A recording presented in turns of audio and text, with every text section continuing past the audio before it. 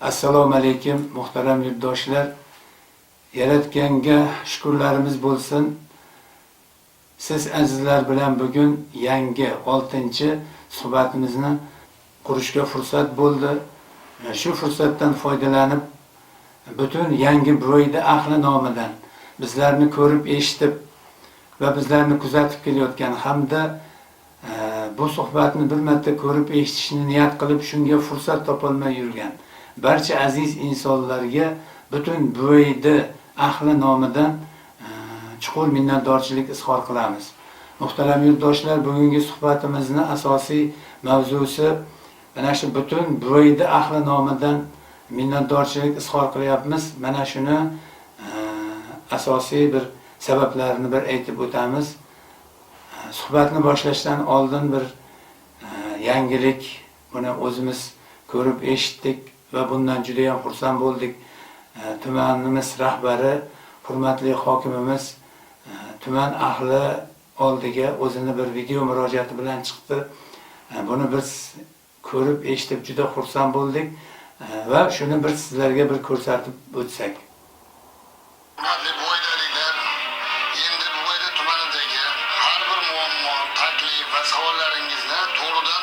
Yetkazishingiz mumkin.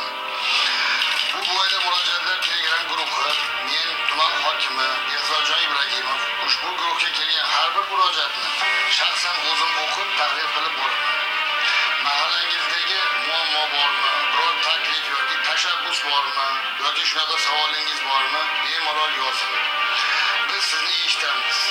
Siz bilan hamkorlikda Buvoydamizni birgalikda rivojlantiramiz. Xalqimizning muammolarini, mahalladagi kamchiliklarni bartaraf qilish bo'yicha ishlaymiz. Mana sizlar ham eshitib ko'rdilaring. Biz ham buni eshitib ko'rganimizda juda ham xursand bo'ldik. Chunki bu inson haqida gapirib o'tadigan bo'lsak, mana kelib, mana shu tumanimizga rahbar bo'lib kelgandan beri endi ozmi ko'pmi bir faoliyatni mana kuzatib boramiz, kelyapmiz biz ham.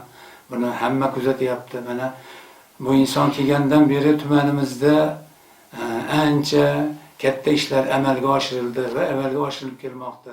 Endi bu ancha yillar oldin shu Buvoyda qishlog'imizni nima qilsak, bir go'zal maskanga aylanarkan degan savolga bir odamlardan bir javob tariqasida fikr qidirib yurganimizda bir aka bir fikr bildiruvdi.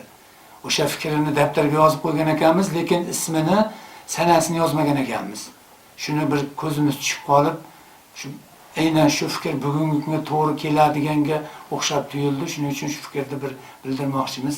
Bir aka bir fikr bildirgan edi.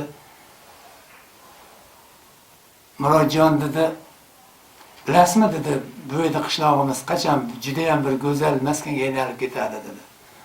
Dedi, shuni bilmayapmiz aka dedik. Shunda aytdi, oldin dedi, hayotni chuqur tasavvuriga kirib olish kerak dedi. Dedi, qanaqa qilib dedik. Shunda aytdi, mana bizni Buvoyda qishlog'imiz ona yurti deyiladi. Haqiqatda ham, chunki Hazrati Bibi Ubayda ona nomidagi yurt bugungi kunda, endi bugungi zamon tilida Buvoyda yurti deyiladi. Bu albatta o'zi to'g'ri turdi. Shu mana shu Buvoyda yurtimiz dedi, muqaddas ona nomi bilan yuritiladi dedi. Endi dedi, keling dedi, bitta narsani tasavvur qilamiz dedi. Nimani dedim, dedingiz? Tasavvur qilingki dedi, shu yurtimizni bir inson qiyofasida, ya'ni bir ayol qiyofasida dedi, bir tasavvur qilib ko'ring dedi. Xo'p, tasavvur qilib ko'rdik. Endi shuni dedi, shu onani dedi, ikki qo'li bor dedi. Hamma insonda ham ikki qo'li bor. Tasavvur qilingki dedi, shu onani dedi, ikkita qo'li bor dedi. Bitta qo'li davlat, bitta qo'li xalq. To'g'ri tushuntiryapmanmi dedi. Endi tushunyapmiz-da haqiqatda. O'sha ona yurtimizni inson, ya'ni ayol timsolida tasavvur qilsak, bitta qo'li davlat, davlatimiz, bitta qo'li xalqimiz. Shunda aytdi, Murodjon dedi, mana qo'lda qancha kuch bor dedi. Endi biz ham endi boricha borda dedik. Endi mana qo'lda qancha kuch bor dedi. Endi u ham boricha borda dedik. Shunda aytdi, bitta qo'lda dedi bir narsani ko'taraman desangiz, jiddiy qiynalsangiz, ikkinchi qo'lda ko'tarsangiz dedi, u yengil ko'tariladi, to'g'rimi dedi. Ha, to'g'ri dedik. Demak, shundan kelib chiqib aytish mumkin dedi. Murodjon dedi. Agar ikkala qo'l mana shunday birlashsa, demak kuch shunda bo'ladi dedi. Biz bu akani fikrini aytishimizdan maqsad hurmatli hokimimizni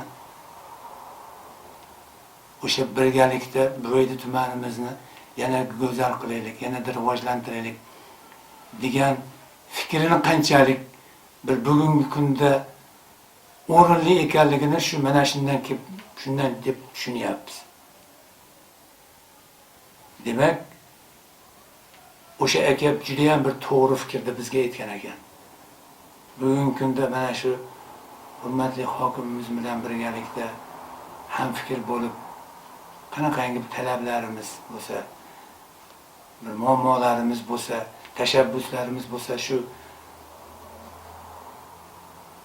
hokimimizga bir yetkazdirsak, birgalikda shuni bartaraf qilsak, o'ylaymizki, Buvayda qishlog'imizni da qilayotgan sa'y harakatlarimiz yanada tezlashadi degan umiddamiz.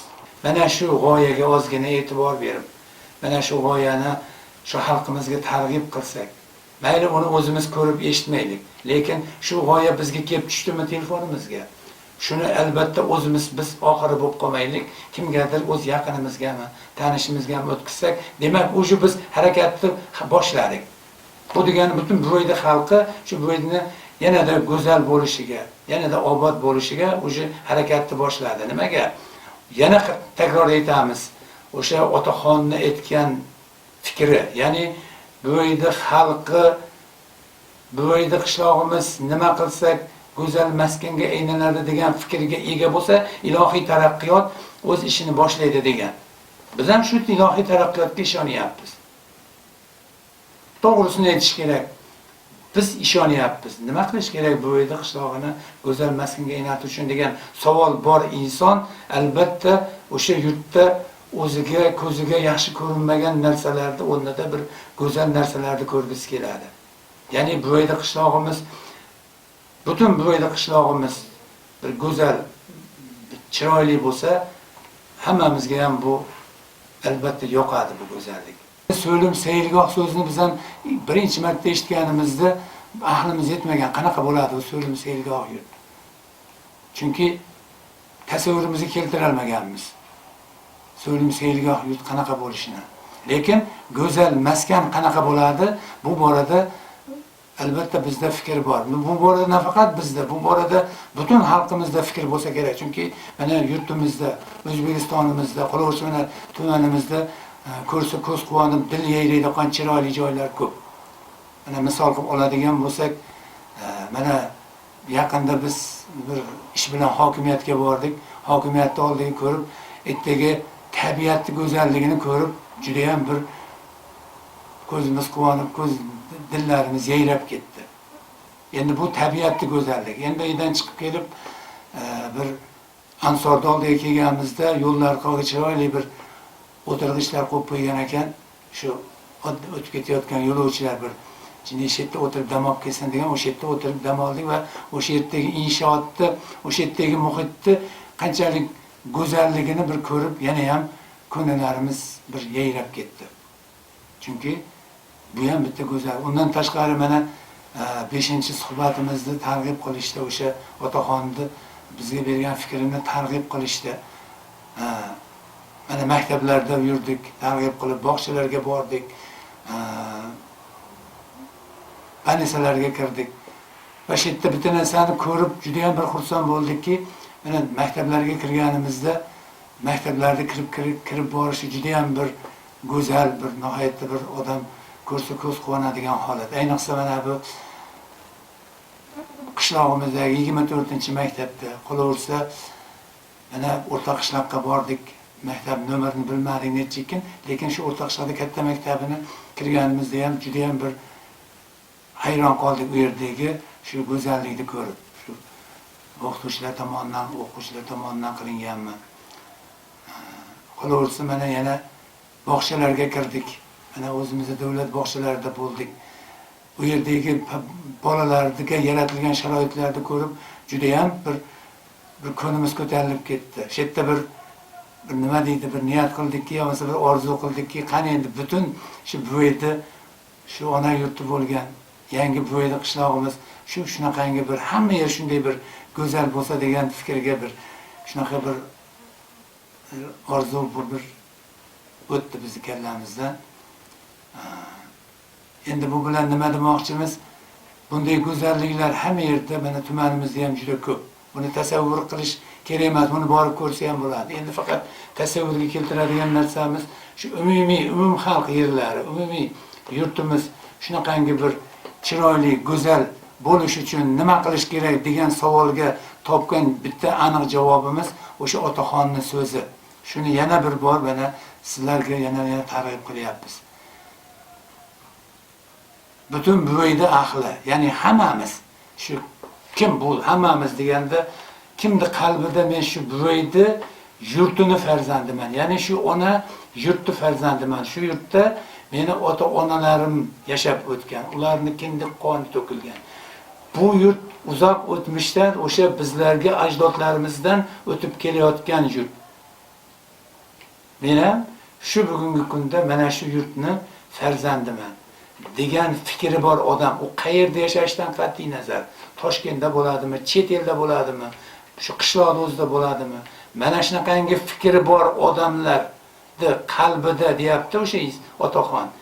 O'sha fikrni yonida bu Buvayda qishlog'ini go'zal maskanga aylantirish uchun nima qilish kerak ekan degan savol bo'lsa bo'ldi deyapti.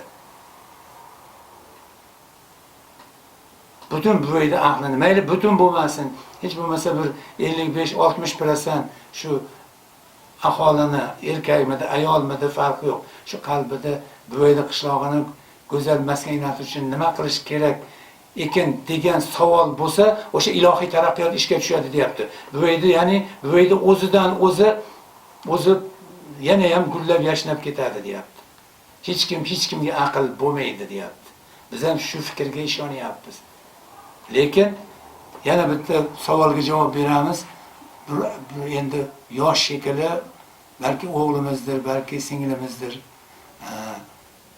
Murod amaki Buvayda shu go'zal maskanga aylantirish uchun qancha vaqt ketadi deyapti. Endi shu savolni butun xalqimizga bersak, chunki bizda bor, bu borada qancha vaqtda shu Buvayda qishlog'imizni bir go'zal maskanga yana ham mana davlatimiz bilan birga